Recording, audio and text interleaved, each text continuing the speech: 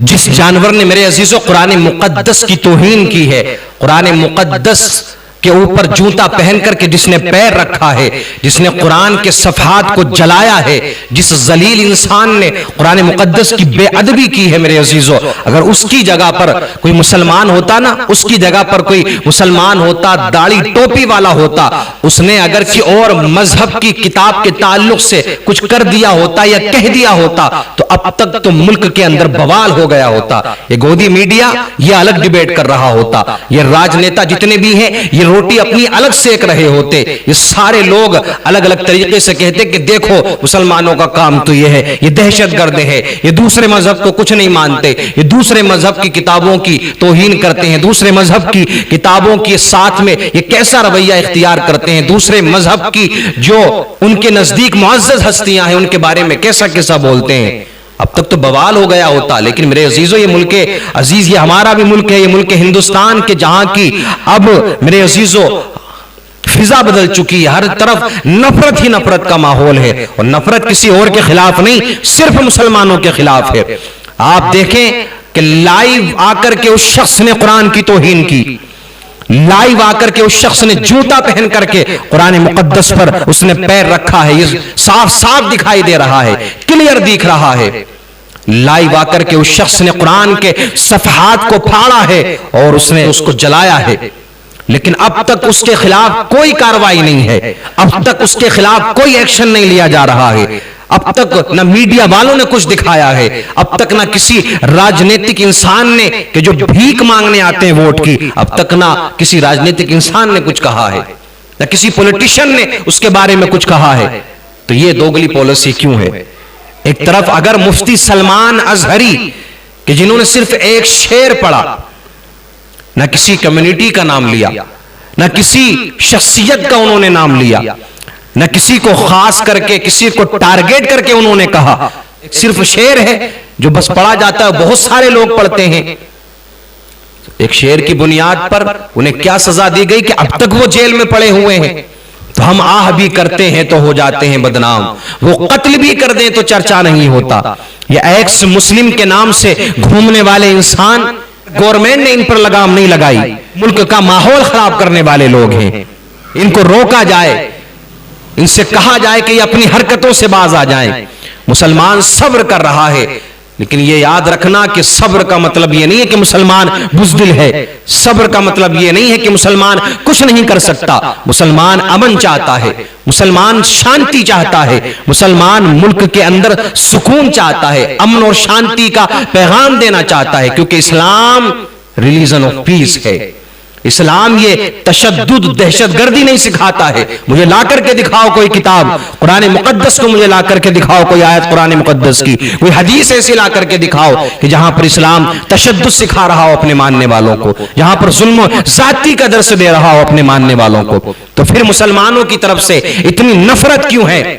مسلمانوں کی طرف سے اتنا کیوں دل تمہارا پریشان ہوتا ہے؟ کیوں آئے دن مسلمانوں کے خلاف نئے سے نئے پروپیگنڈے تیار کیے جاتے ہیں؟ کبھی موویز بنا کر، کبھی پروفیٹ آف اسلام کی شان میں گستاخی کرنے کے بعد میں، کبھی اللہ کی ذات کے بارے میں غلط جملے نکالے جاتے ہیں، کبھی کسی ولی کے مزار کو توڑ دیا جاتا ہے، کبھی کسی اللہ کے ولی کی شان میں گستاخی کی جاتی ہے۔ کیوں ان کو گرفتار نہیں کیا جاتا ہے؟ آخر لالچ کیا ہے ان لوگوں سے؟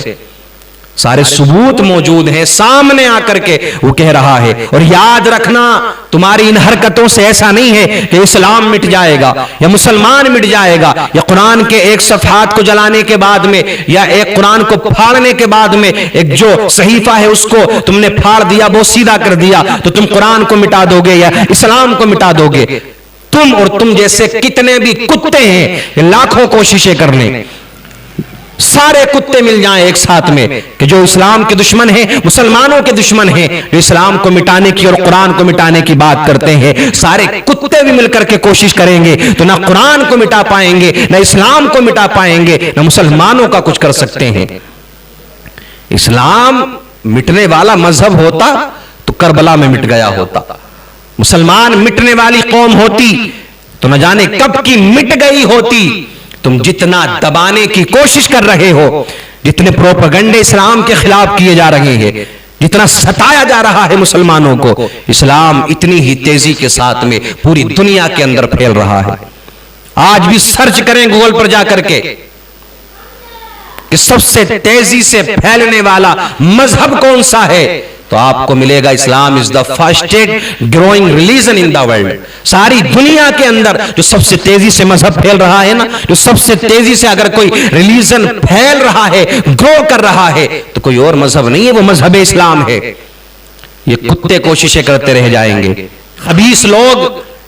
یہ سور صفت انسان، یہ ساری کوششیں کر لیں گے مسلمانوں کو مٹانے کی، اسلام کو ختم کرنے کی، قرآن کو جلانے کی، لیکن ان کے نہ جانے کتنے باپ دادا بھی آئے، ان سے بڑے بڑے آئے، نہ وہ اسلام کا کچھ بگاڑ سکے، نہ مسلمانوں کا کچھ بگاڑ سکے، اور نہ یہ آج کچھ بگاڑ سکتے ہیں، اور ان کی آنے والی 7 نسلیں بھی اسلام کا کچھ نہیں بگاڑ سکتی ہیں، نہ قرآن کو مٹا سکتی ہیں۔ تم کہتے ہو قرآن مٹا دو گے، اسلام مٹا دو گے، کوئی کھیل ہے؟ کوئی مٹی کا محل بنا ہوا ہے کہ لات مار کر کے گرا دیا؟ ہاتھ سے کوئی ریت کا محل ہے کہ ہاتھ سے اس کو مٹا دیا؟ اسلام کی فطرت میں قدرت نے لچک دی ہے، تم جتنا دباؤ گے اتنا ہی یہ ابھرے گا۔ لیکن ہم پھر بھی امن چاہتے ہیں، شانتی چاہتے ہیں، سکون چاہتے ہیں، اور جس کتے نے یہ حرکت کی ہے، جس نے قرآن کو جلایا ہے، قرآن کو پھاڑا ہے، ان کے اوپر جوتے کے ساتھ میں پیر رکھا ہے، اس کے خلاف سخت سے سخت کارروائی ہونی چاہیے، اس کو گرفتار کیا جائے۔ اور ہم تو کہتے ہیں اگر کوئی مسلمان بھی کسی دوسرے مذہب کی کسی کتاب کے بارے میں، چاہے وہ گیتا ہو، رامائن ہو، مہا بھارت ہو، دوسری جتنی بھی کتابیں ہیں، اگر کوئی مسلمان ایسی حرکت کرتا ہے تو ہم تو کہتے ہیں کہ جو قانون کہتا ہے ہندوستان کا، اس کے خلاف کارروائی کی جائے اور اس کو اس کے حساب سے سزا دی جائے۔ یہ قانون سب کے لیے برابر ہے، سنویدھان یہ اجازت دیتا ہے ہمیں کہ ہم اپنے مذہب کے حساب سے زندگی گزاریں، اور کوئی کسی بھی مذہب کے بارے میں، کسی کے مذہب کے بارے میں، مذہبی معاملات میں عمل دخل نہ کرے۔ لکم دینکم ولی دین، قرآن نے ہمیں بتا دیا، پیغام دے دیا کہ تمہارا دین تمہارے لیے، ہمارا دین ہمارے لیے ہے۔ ہم نہیں کہتے کہ تم ہمارے دین میں آؤ یا زبردستی تم نماز پڑھو، قرآن پڑھو، نہیں کہا جاتا ہے ایسا۔ ہم زبردستی اپنے دھرم کے اندر داخل نہیں کرتے، بلکہ اللہ جس کو توفیق عطا فرما دیتا ہے وہ خود بخود مذہب اسلام کو قبول کرتا ہوا نظر آتا ہے۔